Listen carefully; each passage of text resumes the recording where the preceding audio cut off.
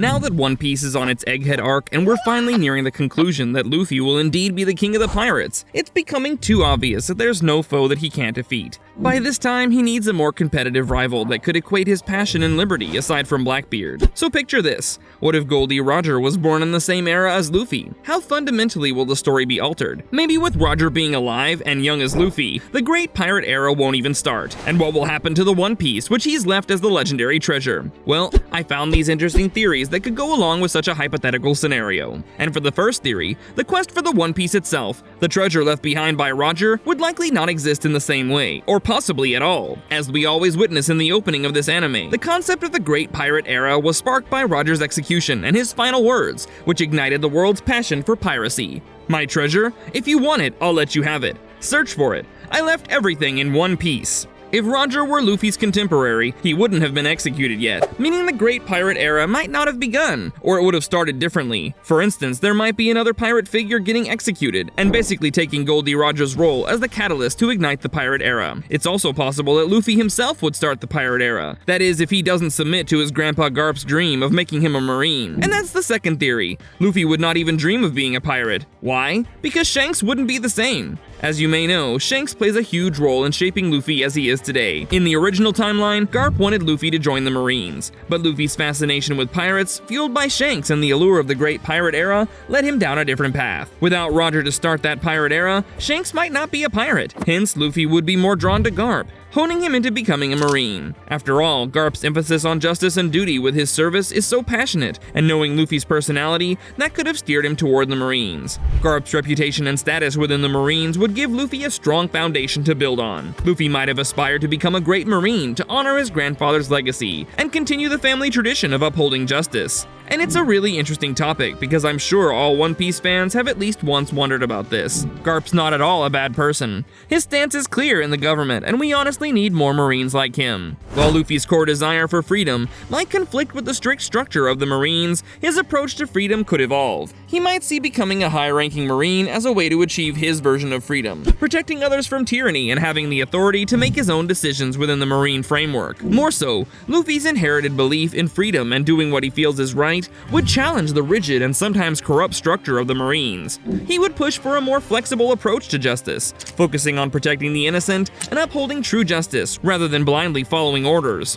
His disdain for authority figures who misuse their power would drive him to expose and challenge corruption within the Marines and the world government. He would likely be vocal against high-ranking officials who exploit their positions, leading to investigations, reforms, and possibly the removal of corrupt individuals. And it would have been very fun to watch. Most importantly, instead of viewing all pirates as enemies, Luffy would likely encourage his fellow Marines to distinguish between truly dangerous criminals and those who are simply trying to survive, or who have been wronged by the system. This could lead to more humane treatment of those caught up in piracy, and a focus on rehabilitation rather than punishment. Because of this, Goldie Roger, who would aim to be a pirate, might become the center of attention in the anime series. That's because Roger has a legendary status and charisma that's undeniable. Many characters will find him interesting and perhaps try to gain his loyalty. In this case, Roger might become a symbol of freedom instead of Luffy, who might be working for the government. Roger's legacy will continue to motivate individuals to fight for their own rights and to prove themselves against oppression. Probably why these two can't exist together is because it would be the greatest fan war for their fans. After all, who would be hating on Goldie Roger or Luffy to support the other?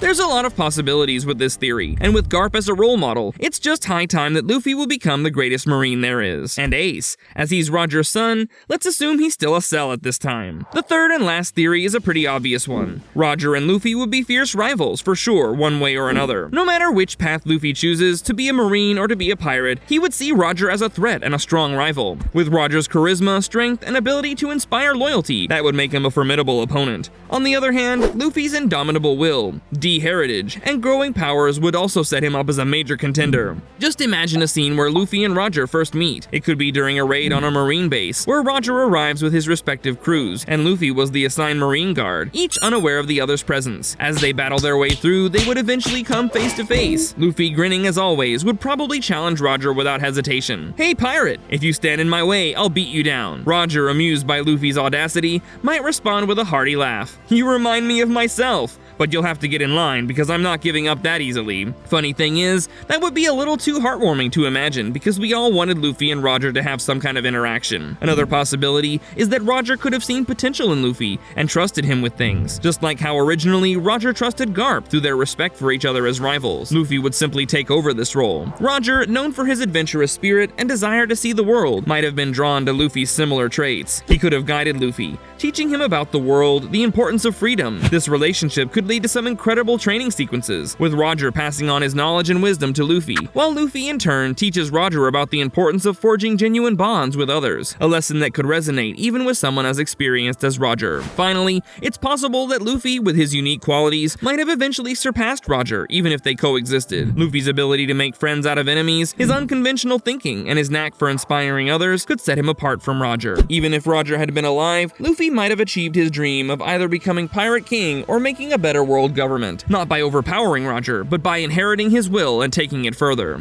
In the climactic battle, Luffy could prove his worth, not by defeating Roger in a conventional sense, but by showing that he embodies the spirit of the next generation, a spirit that even Roger himself would respect and admire. Conclusion. In any of these scenarios, the dynamic between Roger and Luffy would have been a fascinating one, filled with mutual respect, rivalry, and the shared goal which is their dream. Whether as rivals, allies, or mentor and student, their relationship would have significantly shaped the world of One Piece, making the journey to becoming Pirate King even more epic. There are many other factors that will affect Roger's existence in the present era, such as how Luffy will meet his friends. Zoro would have been a heinous bounty hunter, or he might be fatefully executed that day. Nami might just suppress her emotions and become a slave to Arlong and eventually die of hopelessness. Usopp would remain in Syrup Village, not being able to stop Kuro's attack in the village as no one believes him. Sanji would continue being a cook in Baratie, and though that might sound okay, he wouldn't grow or face his own fears. Chopper would continue being an outcast in the Drum Island with no one to talk to and no chance of growing knowledge as a doctor. Nico Robin as a fugitive would always be on the run, and her suicidal personality, which Luffy mended, might be her own downfall. Frankie would have no chance of building the Thousand Sunny,